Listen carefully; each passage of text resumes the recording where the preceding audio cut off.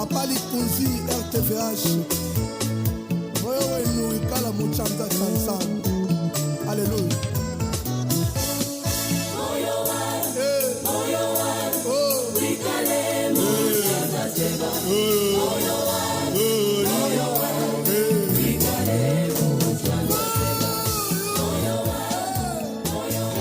Shalom, shalom, bien-aimé dans le Seigneur, libota na Nzambe, kimena wen Nzambe ezala partage na bino, bisika nyonso ozali kolanda biso na Kinshasa, Brazzaville, Bakongo, Bandundu, ozolanda biso sur 102.4 MHz, RTVH, tikete Nzambe apambola yo. Yope mutozolanda biso libanda mboka à travers internet, YouTube, tikete Nzambe akokela yo. C'est l'heure de votre émission Dieu existe. Nzambe azali, Nzambe azana bomoy, Nzambe azo sala. Oui, bien aimé, tolobaka toujours que émission oyo ezali émission oyo ezo benga yo o matisa kondima. Eza émission ezo benga bana na Nzambe, tozo exhorter bana na Nzambe ba perdre espoir te, ba perdre kondima te, parce que Nzambe aza pe azo sala. Nzambe azo sala. Na Hébreu 11:6, Bible ezoloba, or sans la foi, il est impossible de lui être agréable, car il faut que celui qui s'approche de Dieu croie que Dieu existe et qu'il est le rémunérateur de ceux qui le cherchent. Oui, bien-aimé, Dieu existe et il rémunère mutu nyonso oyo alukaka ye. Tikete place ozwami na moment ozo pesa biso ya kolanda biso Nzambe na lola aeba na ko rémunérer yo. On va prier. Éternel Dieu Tout-Puissant, Nzambe na nguya nyonso mobate la vie abatu ezayo. Tikete lokumu nkembo masanzo lezonge pa na yo pona moment merveilleux pesi biso ya ko partager le loba na yo pe ko sambele longo na bandeko. Tikete nkolo yo moto yebaka posa mitema na batu oyeba na ko répondre na ko pesa biyano oyeba na ko pesa ba solution oyeba na ko résoudre problème ya moko pe mosusu à travers cette émission parce que ozali Nzambe ozana bomo oazo sala et c'est là pour ta seule gloire de te bondeli bona kombo na Yesu Christo. Amen. Oui, Dieu existe, bien-aimé. Nalobaka chaque fois que, quelle que soit ta situation, quelle que soit ta difficulté, quel que soit problème ou yozali ko traverser dans ta vie, tiana mutu na yo que Nzambe azali. Ezalata osali erreur na vie. Ou surtout ki bo oso commettre erreur grave. Oyo ekoki ko compromettre même na vie na yo, ekoki même ko baby sa réputation na yo, bien-aimé, comme il est lebelete zonga na makolo na Nzambe, reconnaître le sumu na yo, reconnaître problème na yo, reconnaître mabe oyo sali, reconnaître faiblesse no epa na Nzambe, et notre Dieu là akoyeba bongo na ko zongisa yo, na ko telemisa yo, akoyeba bongo na ko restaurer vie na yo, parce que Dieu existe. Yango na lobaki na mona ka problème moko te kolekela Nzambe na biso, na mona ka likambo moko te ekolekela Nzambe na lola. Nyonso ekoyela yo, nyonso ekokomela yo, Nzambe aza na solution na yango, Nzambe aza na réponse na yango. Bien-aimé, le loto koloba muke, mais on va beaucoup prier. On va beaucoup prier. Je sais que tu es en retard, mais on va prier. Quand même, santé permet quitter, mais Nzambe abateli biso poto poussa dans la présence na bino, tu es babongo na ko servir. Alors, bien-aimé, na banzo zolanda émission zolanda ba matea papa bandite masika le pasteur François Mutombo azolobela sur l'effusion du Saint-Esprit na vie ya mutu, hein, kitela ya molimo na Nzambe na kati na mutu. L'effusion du Saint-Esprit, simbi ba sous thème azolobela sur le baptême d'eau, le baptême de l'esprit, azokene nango bongo. Ngana lobaka chaque fois que ngana nazali lokola professeur assistant. Quand le professeur a sa secours, je ne viens pas ici pour commencer à corriger ou bien commencer à faire quoi que ce soit. Moi, je ne viens que pour vous faire un travail pratique. Ateye, enseigner bisonyonso. Et quand nous venons, c'est pour prier. Quand nous venons, c'est pour fongola moi ba poche moko boye ko landis enseignement moto na Nzambe to ba bongo na ko prier. effusion du Saint-Esprit ozolandango, baptême ozolandango. Mais lelo na kolinga tomeka kosambela. Kosambela. Poete molimo na nzambe evanda kati na yo. Le Saint-Esprit de Dieu etambole longo na yo. Parce que tango molimo na nzambe avandi kati na yo, zo tambusa yo, bien-aimé elonga eza na ngambu na yo. Soki molimo na nzambe vandi kati na yo, ozo vivre selon l'esprit, bien-aimé, nyonso kosala na sena moi et kozala orienté par l'Esprit de Dieu. Or molimo na nzambe ko tambuso na kati na échec te. Molimo na nzamba ko tambuso na kati na ba maladie te. Molimo na nzamba ko memo na kati na ba difficulté te. Ya orienté yo vers la bénédiction. A orienté sur le chemin de la réussite, l'Esprit de Dieu. Alors, sous témoin na ko développer na prière à butu alelo que l'Esprit de Dieu habite en nous. Que l'Esprit de Jésus habite en nous. Que l'Esprit de Jésus habite en toi. Molimo na nzambe evanda kati na yo. Evanda kati na bomoi na yo. Na banza toke mingi te sur ce que papa zolo bien sur le baptême, sur baptême, surtout nous définir mouke papa zolo beta baptême ezali engagement d'une bonne conscience.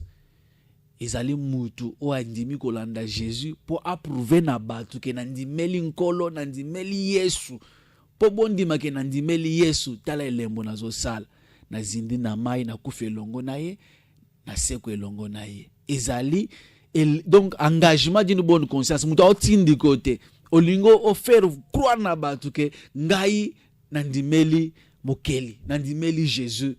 Alors comme symbole nazo zinda na mai, comme cérémonie na ko sala na zindi na mai na bimi et talisi mokili mobimbe monyete ngai nandimeli Yesu, ngai nandimeli Jésus. So que un peu plus loin na ba dictionnaire bazolo le baptême ezali immersion rituelle par lequel on est initié à la vie spirituelle. Immersion rituelle eza bato bazozindisa mutu na mai lokola rituel lokola cérémonie kozindisa mutu na mai pona ko initier ye na vie spirituelle kokotse na initiation songolo tondimeli Jésus nandimeli christianisme. Alors pona talisa mokili ke nandimeli christianisme nandimeli Jésus, il faut nazala initier, entre autres le baptême d'eau, entre autres le baptême de l'esprit. Et ça, initiation. Et ça, initiation. C'est ça ce que ça veut dire. Donc, c'est sacrement lequel on est fait chrétien. Et le sacrement par lequel on est fait chrétien. Cérémonie oyo, ils ont tel que tu es comme mon Christo. Sacrement, on est là qui soit cérémonie. Est-ce que vous comprenez? Initiation. Mais ngala kolinga to simba plus le terme initiation. Donc bazo initier mutu à côté na vie spirituelle. Bazo initier mutu à côté na vie songolo ya molimo. Nous avons la Bible, toke na Actes des Apôtres, chapitre 19, des passages na biso du jour. Acte 19. Tozobana na verset 2. Wana ezali solo oya Paul akutani na ba disciple ya Jean bazo sala musala. Acte 19. Toko banda na verset 2, toke mbango ngongese kei. Na banza ezali solo ya Paul. Pendant qu'Apollos était à Corinthe, Paul, après avoir parcouru les hautes provinces de l'Asie, arriva à Éphèse, ayant rencontré quelques disciples, il leur dit, avez-vous reçu le Saint-Esprit? Avez-vous reçu le Saint-Esprit quand vous avez cru?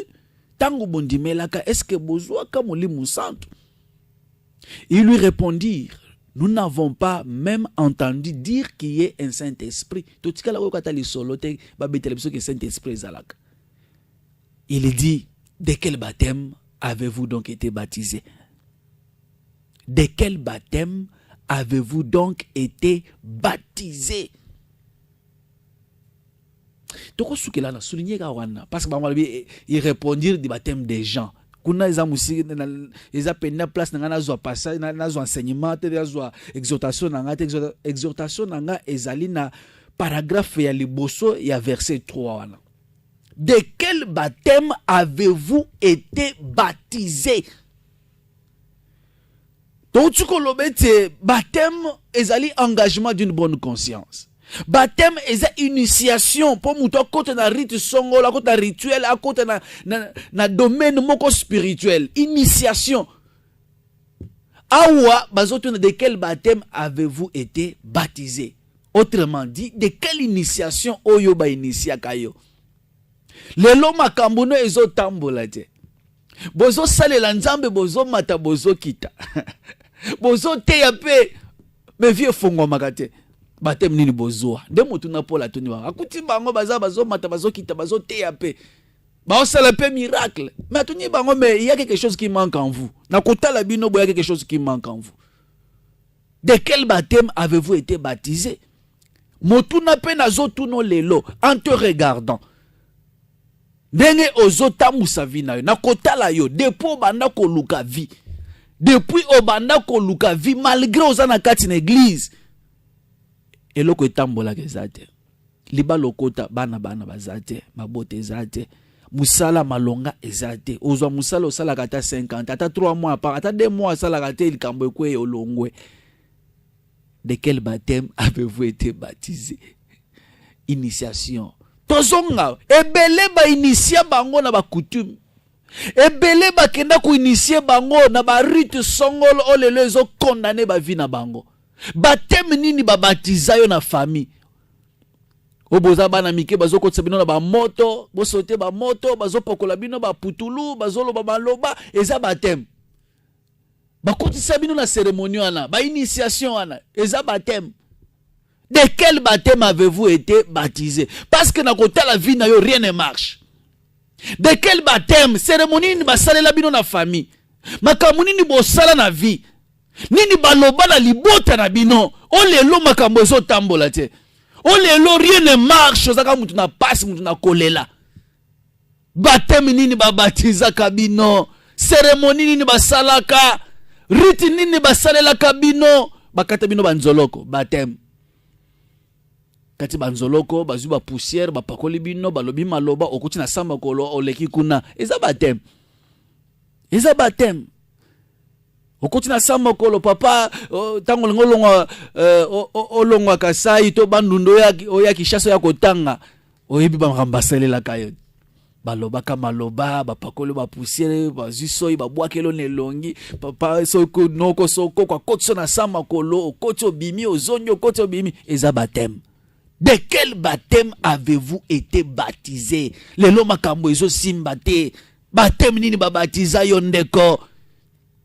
Est-ce que comme tu na motu no zongana na kati na vie na yo, zongana na origine na yo, nini esalemaka? Nini esalemaka mitu na motu na wana?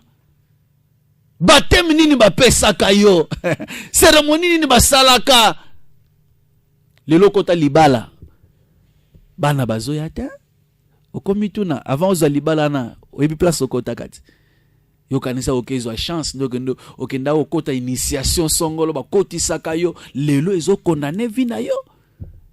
Baptême bakotisaka yo ne baptême yango wana.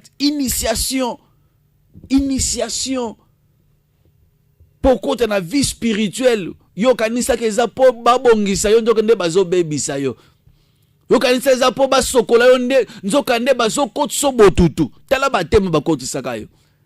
Okenda epa mama mbikudo na kotisa yo na chambre mwa bandiko nika yo ko sokolo ko bwake loba mai ko loba maloba baptême angwana. Baptême angwana. Baptême angwana engagement d'une bonne conscience yo moko yebi na zo sala ngo koti pe ba pakolo ba mafuta ba kotisio boy ba fulo ba milinga onimi obimi olobi ba oti osokola ngai ba oti ba pesinga chance depuis ba pesa o chance ni na malongo sali na vie. Depuis ba pesa o chance, qu'est-ce qui marche dans ta vie? Pose-toi un peu cette question-là. hein? Nini ezotambola. Et le côté, de quel baptême avez-vous été baptisé? Cérémonie nini basala na famille? Cérémonie nini basala la bino bana basi nyonso libota na boza presque même vie. Vie moko kaka bozo mene. Bana mibali ndenge moko. Nyonso basala ke sima via ya grand frère liboso ndenge moko na ya mibali ya misato ya mine bwaka vi ndenge moko. Bango bino nyonso nanda kwa bapara. AGC kende, AGZO kende. Metango bozo ko les biloko balambela kabino bapesa kabino pobolia. Mama lambaka biloko moko na ndako wana na yamba mutu mo na ndako ya balambela bino pobolia. Croyez que bazo bongisa bino, croyez que bazo sala bino batema malonga ndoka na initiation mabe, baptême mabe. De quel baptême avez-vous été baptisé? Nde motu na tozo mitu na lelo. De quel baptême avez-vous été baptisé? Autrement dit, de quelle initiation oba initia bino? Autrement dit, cérémonie nini basala na vina yo ezo kanga vina yo ezo tambola te makambo ezo simba te nyoso zo luka ezo simba ozo zoate ozo sambe lokolo mutazo sambela te. Tikete nkolo Yesu Kristo asunga yo. Lo sambo na bisto ko sambe na butu alelo ezako kende ko détruire. Ba baptême nyonso ya mabe wana o basalela yo, ba cérémonie nyonso ya mabe o basala sala na vie na yo, na vie libota na yo, o lelo ezali ko condamner vie na bino. Ba cérémonie o basalela bino lelo maladi so ezoleka bino kaka emona ka bino. Maladi yango yeli bino. Yeli kaka bino. So landeli ezane loko mo basalaka na famille. Croyez que bazo sokola bino po maladie ele kakabino mo na bino te nzoka ne ba fongola porte ya diable na vie na bino. De quel baptême avez-vous été baptisé? Initiation ni basala, cérémonie ni basala la bino. Ba initia bino na ba dédié bino na ba nganga na bilima. Lelo makambo ezo simbade. On évolue. Romains chapitre 8 verset 9. Kalate tozo sambela nabi déjà oyebi numéro na biso 0998 28 18 89 obongama déjà ozala après lelo tokende mpe expéditif toko sambela po ete obima na kati ya ba initiation wana na kati ya ba baptême mabe ba kotisa yo o lelo ezo condamner vie na yo. De quel baptême avez-vous été baptisé? De motuna tozo mituna lelo. Romains chapitre 8 verset 9. Romains 8 verset 9. Bible zoloba. Pour vous, vous ne vivez pas selon la chair, mais selon l'esprit. Si du moins l'esprit de Dieu habite en vous. Si du moins l'esprit de Dieu habite en vous. Bino, le kolo bosubo pusanye pa na nzambe. Le kolo zo yo kangande na zolo baboye ndeko molingami. Yo ozo vivre sous selon la chair te. Oko vivre lisusu ndenge ya famille te. La chair c'est-à-dire ndenge ya nzoto. Quand on parle de la chair, on voit makambo eza en dehors na bonzambe. Yo ko vivre lisusu te selon cérémonie basalela yo wana. Yo ko vivre lisusu te selon baptême oya mabe ba kotisa na ba initiation mabe wana. Yo ko vivre lisusu te selon makamwa famille. Selon bokoko. Selon initiation occulte, selon initiation ya coutume, yoko vivre les sous bongote. Pour vous, vous ne vivez pas selon la chair, mais selon l'esprit. Quel esprit? L'esprit de Dieu. Selon l'esprit, si du moins l'esprit de Dieu habite en vous. Donc il faut moulir mon nzambe et je sika. Que l'esprit de Dieu habite en vous. Que l'esprit de Dieu habite en nous. Que l'esprit de Jésus, que l'esprit de Christ habite en toi. Na uta kolobete somo limu na nzambe vandikati na yo. Liboso no za recite na recite. Okotamula na nzela bénédiction.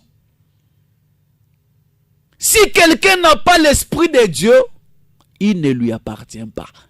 Ozana mulimu na nzambe te, ozana nzambe te. Donc on peut réclamer pas na nzambe. on réclamait Nzamba Sunga, on réclamait que Nzambe ne bimisa na kati ya minyololo, bimisa na kati ya kolele, bimisa na kati ya ba initiation ba koko na biso ba sala, lelo ba dédié biso na banganga na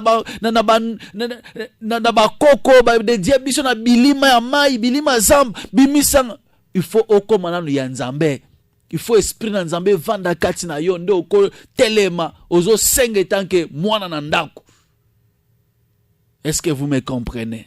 Celui qui n'a pas l'esprit de Dieu, il ne lui appartient pas. Il ne lui appartient pas. So zongi na Colossiens chapitre 1 verset 27. Bible zolo la paragraphe asuka. Christ en vous, l'espérance de la gloire. Bien aimé, to komi na moment o wapi tozala initié na makambo o ezo mema biso na elonga. Initiation kitoko ezali kolanda Jésus. Matthieu bazote ya biso yango ndezo kotisa biso na kati ya trône. Ekotisa biso na ezo préparer biso na makambo ya bien na siècle présent pe na siècle à venir. Na siècle présent ozo le centuple. Siècle présent makambo etambola. Siècle présent oza la guéri maladie mona yote. Siècle présent okende de succès en succès. Siècle présent yo oza la mutu na milelote. Aucun de gloire en gloire, de succès en succès, de victoire en victoire. Initiation malamu yangoan. Batema malongande yangoan. To resir na ba nyos to kosal. À tous égards. À tous égards. Yo zala en bonne santé à tout moment. Mais il faut d'abord, au lieu d'une initiation qui toque, c'est-à-dire le baptême du Saint-Esprit, l'effusion du Saint-Esprit. Que l'Esprit de Dieu habite en toi. Que l'Esprit de Christ habite en nous. Wana toko longa.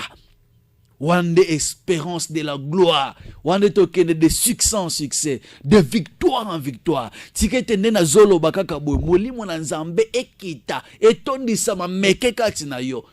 Si en toi il y avait déjà des choses que le diable avait imposées, que la famille avait imposées, katina yo ezana ba cérémonie moko esalema, uta bomwa na lelo makambo ezo simbate, oza toujours maladif na kombo na Yesu Kristo maladi onetika nzoto na yo. Bakene ko hypothèque mabala ya bana basi na libota, à partir ba cérémonie ba kababino na banganga, tikete nena zolo baboy. Changement ekota. Mariage ezonga na famille. Maladie ekende. Kufeti kabino. Beaucoup fupe trop. Esengwer elanda bino. Ozala moto ne sengo. Parce que Bible ezote lisangana na Ecclésiaste 3. Ezolobete eloko na eloko ezana tango na yango. Chaque chose a son temps. Et comme il temps yo sepela. Et comme il temps yo pe otato loko za mwana na nzambe. Et comme il temps otato le koza mwana na nzambe. Tikete nkolo apambola yo. Nalobaki numéro na biso ezali 09 98 28 18 89. 09 98 28 18 89. De numéro na biso 09 98 28 18 89. Demain, on a mais papa numéro no orange les gars soute numéro wana na yebate sona nya yibango les kakate mais moko mone fongwami o meki le kier moko boizo les kate je me demande qui a volé ça téléphone mo ebunga ki ekenango alors na lobi na ko sala pe sim blanchité a déjà ba numéro musus o déjà ça me va 09 98 28 18 89 09 98 28 18 89 nde numéro na biso oyo ko benga poetie tokota na suka na to sambela pepo na yo afin que nzambe ayeba na kosala ya minene na vie na yo. C'est pas le moment ya ko benga to sambela nanu na bi déjà ozo numéro osimba numéro ou arrêter aya jamla na moi déjà de confinement gombe basi ba déconfiné gombe basi ba déconfiné na moi déjà nzambe asunga yo. On va d'abord prier. On va prier. Sous la bonne musique, oyo Miguel Kongolazo bongisa la biso ya losambo na kolinga place aux ali. Place aux ali. Yebisana no nzambe te nkolo na pesio merci parce que oye lelo po bimisanga na kati ya alliance ya mabe. Na pesio merci parce que lelo oye po initier ngai na réussite. Batema bien oye so alinga pesa yo eza batema elonga. Batema ya succès, ya réussite. Bande quoi na pola tuni bango de quel baptême avez-vous reçu? De quel baptême? Ils ont motu pour montrer que rien ne marche dans leur vie. Basali na nzambe, mais n'enga tele la bango ya quelque chose qui manque. D'ailleurs bino besoin baptême nini vraiment. Autrement dit initiation nini. Bon, nanya initié bino. Qui vous a initié?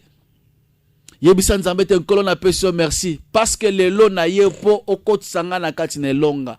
Na ye po o initié nga na réussite. Na ye po okotsanga na kati na victoire. Na ye po okotsanga na kati na guérison. Na ye po okotsanga na kati ya bomengo. Yango na peso merci lelo to sambeli na kombo na Jésus Christ. Alléluia. Jésus. Lokumu ezonge pa na yo nzambe na bomo na seko mobate la vie à batu. Oza nyonso po na biso nzambe. Tika lokumu ezonge pa na yo Shaddai. Parce que lelo sepeli. Ete tokota na kati ne longa. Tokota na victoire. Tokota na baptême oyo epesaka victoire. Na baptême oyo kopesa changement na ezaleli na biso. Tango moto akotala biso boya réellement ba oyo baza bana na nzambe. Réellement ba oyo baza basali na nzambe. Baptême oyo ko ute pa na yo. Olobaki na bayeko lolobete, il faut que je m'en aille. Potango na kokende na retour na ngai na kotinde la bino le consolateur. Je vous enverrai le consolateur.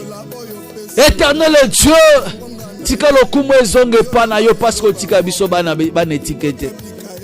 Ton esprit yango ne sengeli vanda kati na biso. Merci parce que oza awa pona kolongola makambo makasi, oza awa pona kolongola kufa, kolongola nyonso o diable yeba na ko imposer biso utamela ba origine na biso.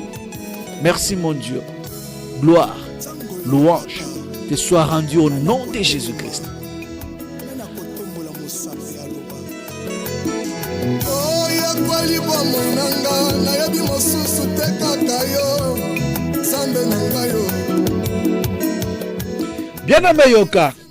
Bien-aimé Yoka, tout autant un passage au Romains chapitre 8 verset 9, paragraphe à ce que celui qui n'a pas l'esprit de Dieu, il ne lui appartient pas.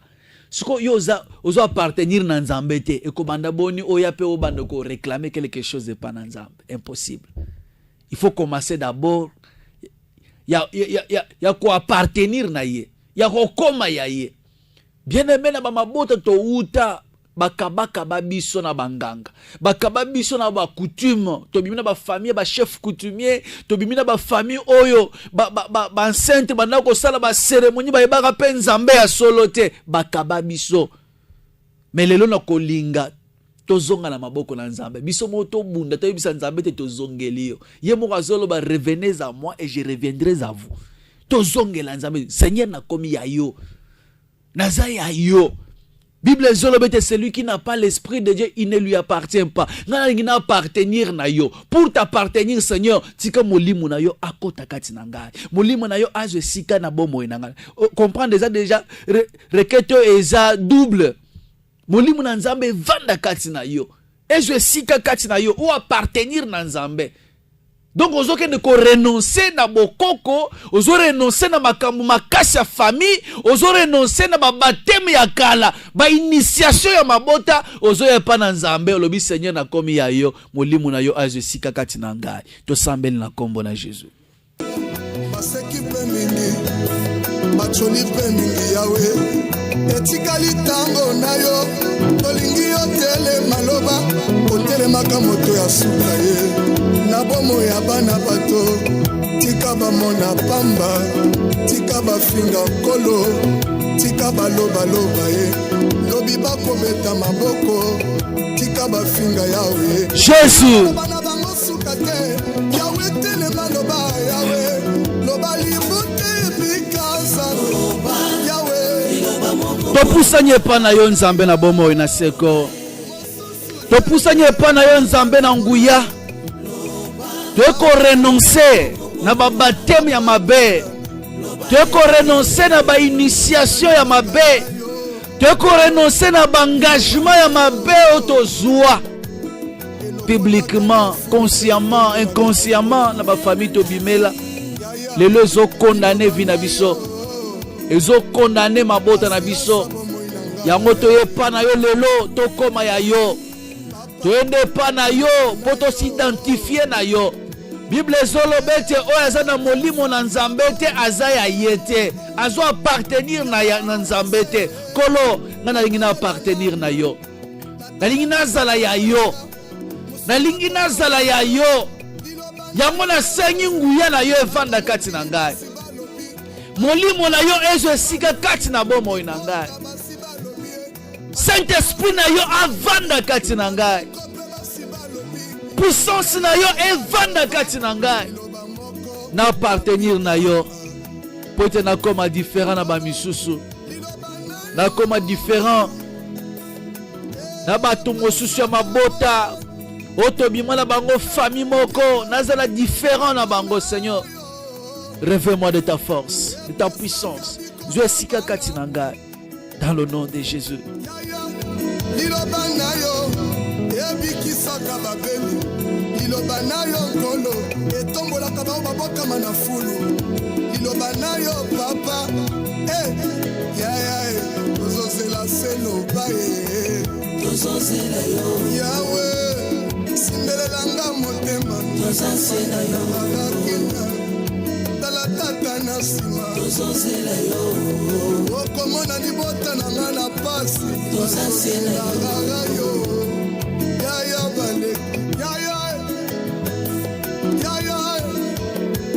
yaya baleki bazozela yo bikomba bazolela se loboko na yo loba liloba moko basimba bamona bikamwa na yo bayebi yo te bayeba yo yolobaki okotya bokeseni na babasalelaka yo na babayebi yo te bienama yoka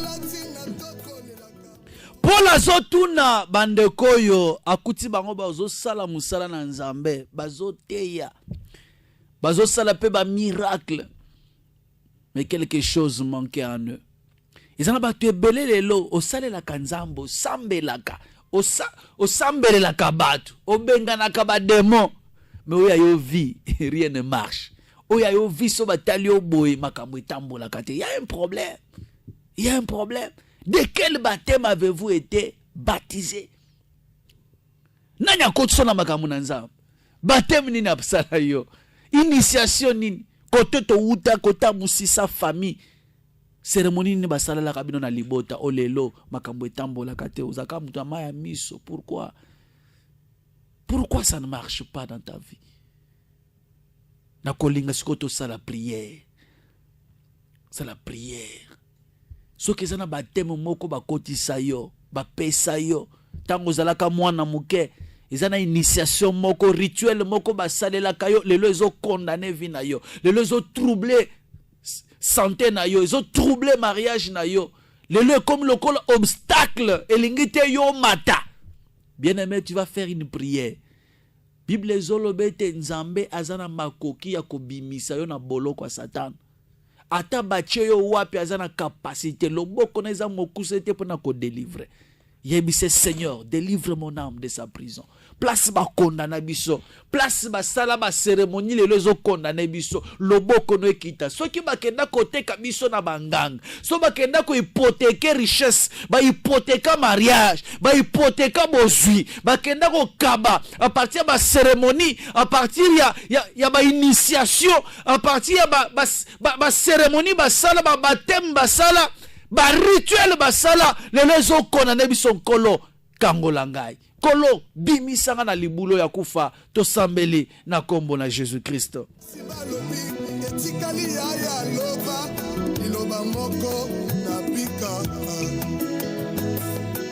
Jésus tanda loboko na yo ya nguya ekende kofuye bisika nyonso bakondana vi na ngai, bisika nyonso bakanga vi na ngai, bisika nyonso baimposa ngai. Seigneur, Délivre-moi. Délivre mon âme, Seigneur. Kangolanga nkolo na bomo. Kangolanga nkolo Yesu Christo. Bakenda koteka santé. Lelo na koma maladif. Seigneur, bimisanga na libulu oyo. Yako délivre ngai. Yako kangola ngai. Yako bimisanga na kati na kufa. Bimisanga na kati ya minyololo ya Satana. Délivre-moi, Seigneur Jésus. Bimisanga na boloko. Bimisanga na puissance ya kufa ezolanda ngai.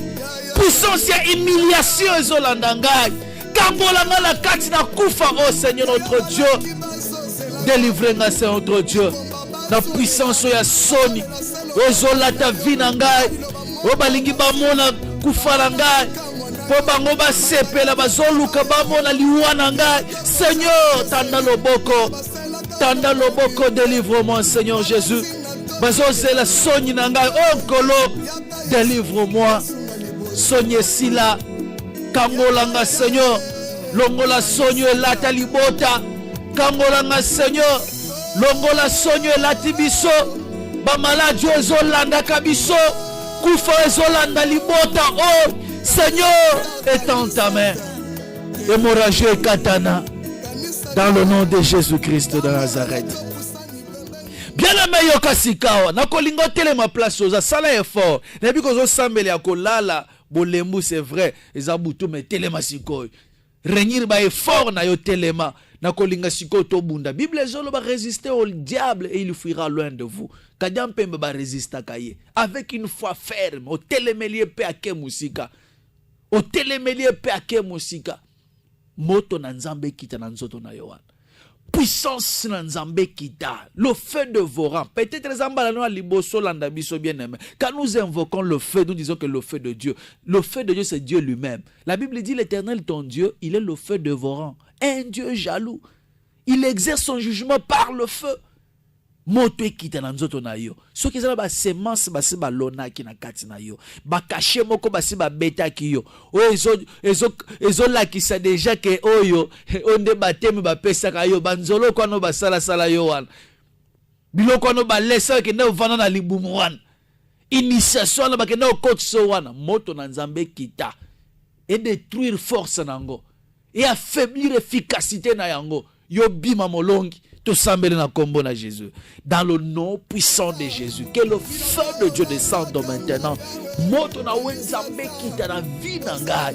E kita na libota na ngai. Na vie ya mwasi na ngai. Bana na ngai. Bandeko na ngai. Nyonso diable alona. Cérémonie nyonso basala. Olelo ezo condamné biso. Olelo ezali ko étouffer biso.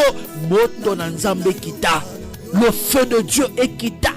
Le feu de Dieu est tumba. Puissance sur le monde de ténèbres. Le feu de Dieu est kaoussa. L'hémorragie nyonso. Le feu de Dieu est étouffé. Dans le nom puissant de Jésus. Na kombo na Yesu. Moto kita.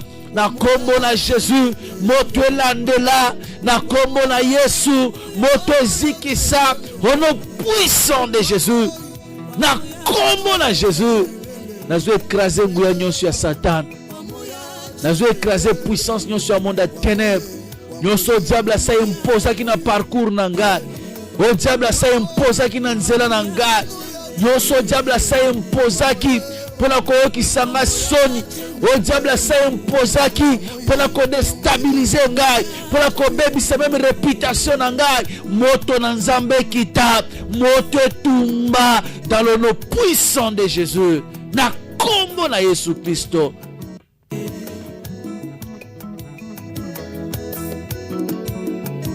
Bien aimé yoka. Bible zolobete la vie et la mort sont au pouvoir de la langue. Na kolingo tatola elonga na vie na yo. O tatola récite ngongezo kende deja. Tatola elonga na vie na yo. Omoni likambo etambola kate na vie na yo. Yo deja mona lokolo zui yango. Ozo tatola elonga kenga na sina zui libala. Ngana zui déjà guérison, ngana biki déjà maladie longwe. Maladie a pema koma koyo kwa na loba ke longwe. Guérison de koti na kati na yo. Mon likambo etungisaka wana yo moi déjà le contraire nango.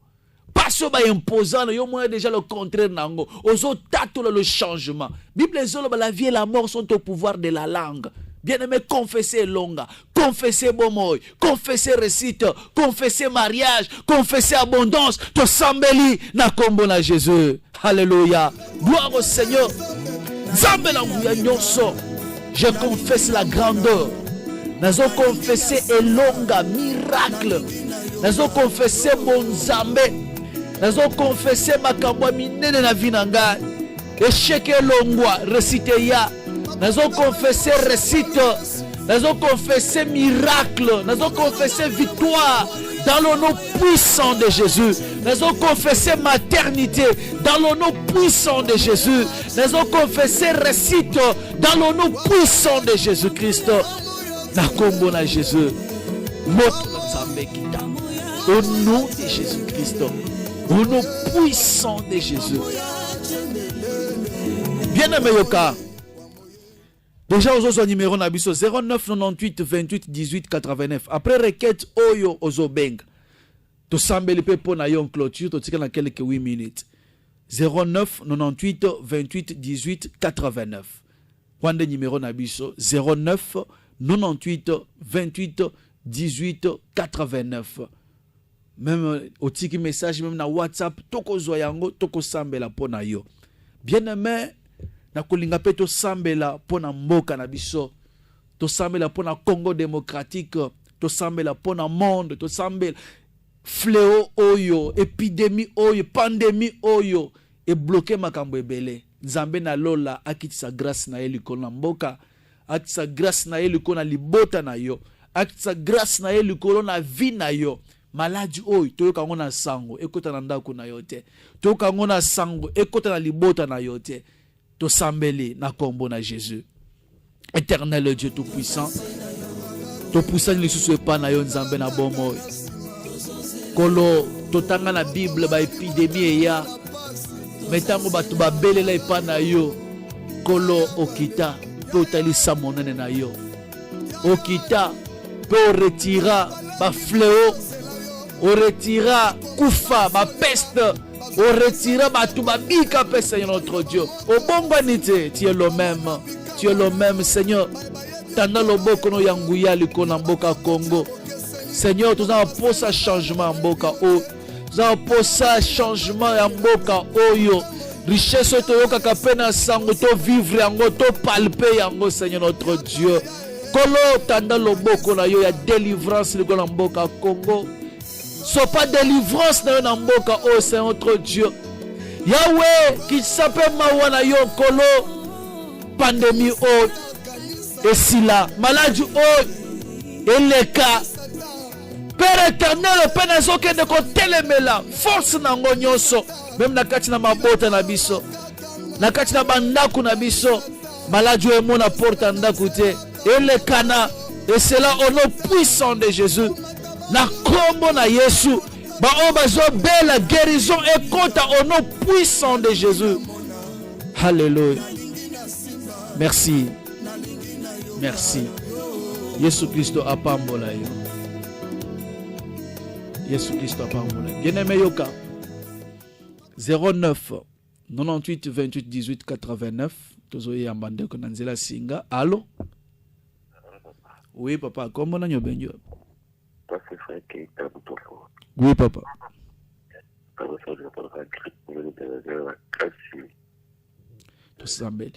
Seigneur notre Dieu, Bible ezolobete na mapipi na yo nde tozwaki lobiko. Tanda loboko na yo ya guérison liko na bomo ya papa, grippe esila. Père, mupepe oyo ya épidémie o nazo benga nango na kombo na Yesu Christo. Je communique la guérison miracle, le changement et c'est là au nom puissant de Jésus. Neto bonde liboy. Amen. Allô? Allô? Bonjour, papa. Oui, comment on a eu beignet? Oui, papa.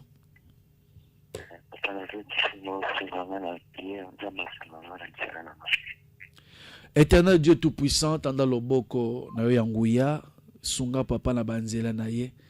Nyonso etangami bitumba. Batak, ba blocage, ba envoûtement, nyonso ba initiation molili. Oh nyonso kozala ba cérémonie salé même avant ya botama. ou bien baptême nyonso cause les salema tango abima na mokili o les o condamné vine na télémé lango au nom puissant de Jésus, que la grâce de Dieu est accompagnée au nom de Jésus. Amen. 09 98 28 18 89 09 98 28 18 89. Allô? Oui. Diminue na volume à radio na yo ou bien s'éloigner na moi radio na yo toyoka yo moi bien. Ola. Ola. De quoi kei na biko kozongela biso 09 98 28 18 89. Toujours appelé un message. Moussoussou, maman Solange a des message. Bonjour papa, priez pour moi. Examen d'état de mon fils. Kolo tanda loboko no yanguya likona mama, pe likona mwana présenter. Seigneur, récite elanda bango na telemeli nyonso ya diable, ya ban voutuma, nyonso échec ezala nul sans effet au nom puissant de Jésus na bondeli boy. Amen. Allô? Allô, bonjour papa. Bonjour, comment on benyo? Nabeni na komi na Bandalou, frère Christophe. Oui papa Christophe tozoka. Papa na sambele pona na bitumbu zima kasi. Famille azobundisa makasi. Ape musai na ngambe na bitumbu za makasi. Éternel notre Dieu, Nzambe basali na Nzambe obongwanite. Tanda loboko no yanguya likona mosali na yo. Yawe défendre cause naye. Nyonso tengami bitumba yo telema bundela ye Seigneur notre Dieu. Parce que Bible zote lisabi souhaité oya simbami na loboko na yo asimbami solo. Seigneur, ta telemeli nyonso ya bataki ya monde ténèbres bitumba famille nazo bebisanguya nango et c'est là au nom puissant de Jésus. Armée céleste ekita na kati na vina na libota na ye. Car la Bible me dit que l'ange de l'Éternel campe autour de ceux qui les craignent et les arrache du danger. Arracher na ba danger nyon se zo geteye dans le nom de Jésus. Amen. Allô? Oui, papa.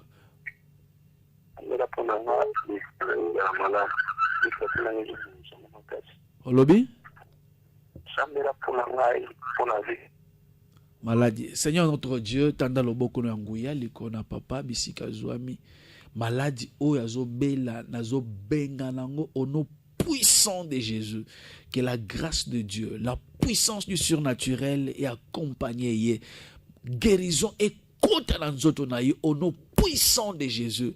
Kaka ndengo lobaki na Mokana na Jean, Ozoloba, na Gaius, bien-aimé Gaius, je souhaite que tu prospères à tous égards et que tu sois en bonne santé. Seigneur, tikete ndeko azala en bonne santé, guérison et landaye, à prospérer à tous égards, azala paix en bonne santé, dans le nom puissant de Jésus. Na bonne délibre. Amen. Allô? Allô, bonjour. Bonjour. Papa, sambela pona na problème yanda ko problème musala nzambe bitumbeza makasi tyango na mabondeli nazo ndako papa. Éternel Dieu tout-puissant, Nzambe na nguya, tanda loboko na yo ya nguya, yoka kolela ya mwana na yo, Seigneur, est en ta main. Mo pesi na solution ezayo, mo pangusi pinzole ezayo, Yahweh, misale pesama, pa ouverture etalisama, échec et longwa, médiocrité, pauvreté, ezala nul sans effet likona vinae, dans le nom puissant de Jésus na bondeli. Amen. Allô? Allô, bonjour. Mbote, kombo na nyobenyo api? Frère Loketo. Oui, oui, papa, tozoka.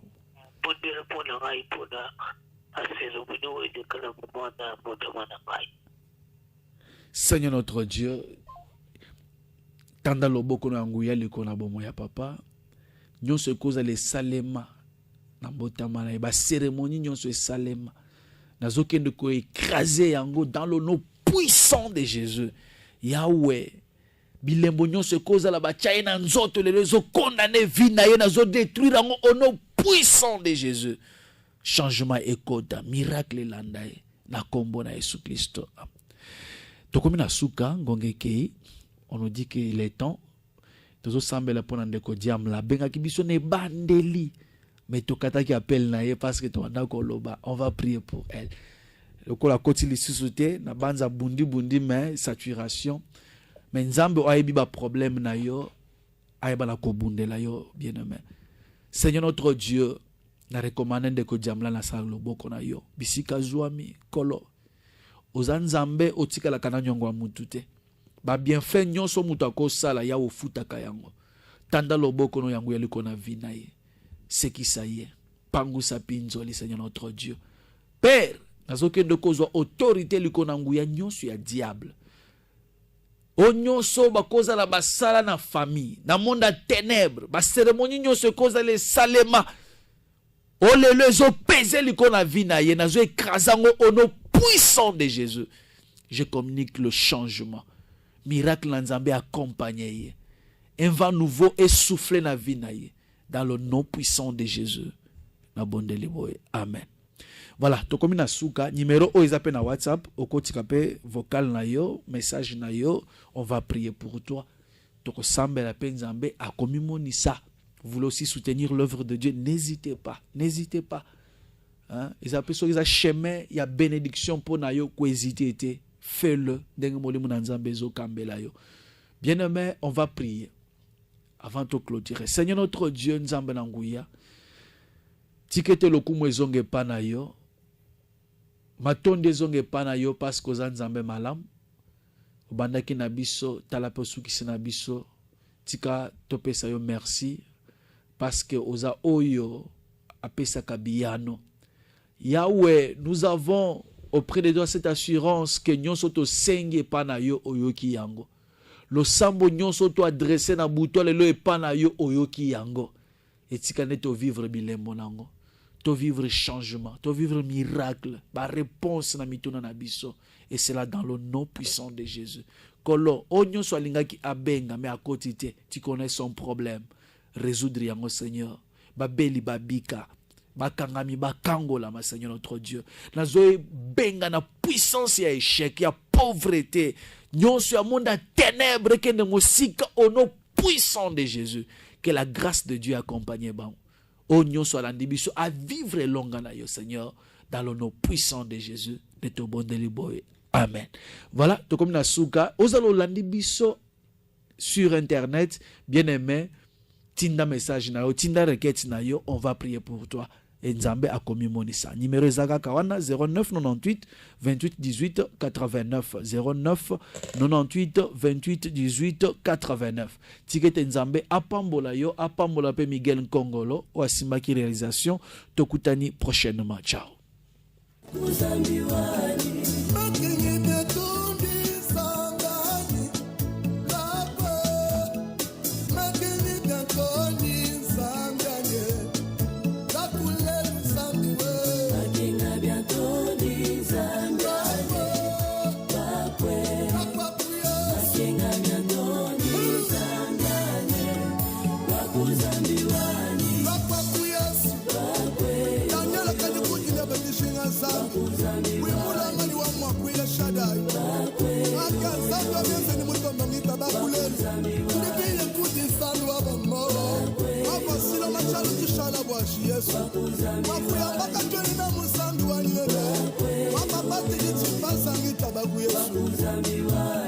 Papa Fortune Tumba, Aigle, Papa Lipunzi RTVH, Voyo Nous Kala Muchanta Sansan. Alléluia.